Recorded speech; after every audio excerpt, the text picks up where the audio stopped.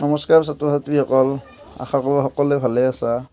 তো আজি তোমালোকক মই এটা প্ৰশ্ন কওঁ যে গহনা নিৰ্মাণ কৰিবলৈ মানে সোণ, ৰূপ আৰু প্লেটিনাম কিয় ইউজ কৰা হয়।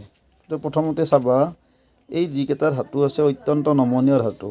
তো ইহঁতক আমি যিকোনো, বিশেষকৈ সোণটো, তো গতিকে ইহঁতক আমি যিকোনো আকাৰত দিব পাৰোঁ। ঠিক আছে, সেইকাৰণে সোণাৰ হাৰ, সোণাৰ নেকলেছ, সোণাৰ আংঠি যিকোনো বনাব পাৰে, সোণাৰ বিস্কিট। ঠিক আছে, তাৰপিছত আকৌ এটা কাৰণ আছে, এই ধাতুবিলাক অত্যন্ত পাতল ধাতু, সেইকাৰণে মহিলাবিলাকে তাৰমানে কাণত আলে ৰাখিলেও বেছি কষ্ট নাপায়। ঠিক আছে, তাৰপিছত আৰু এটা কথা হৈছে যে এই ধাতুকেইটা অতি কম সক্ৰিয় ধাতু।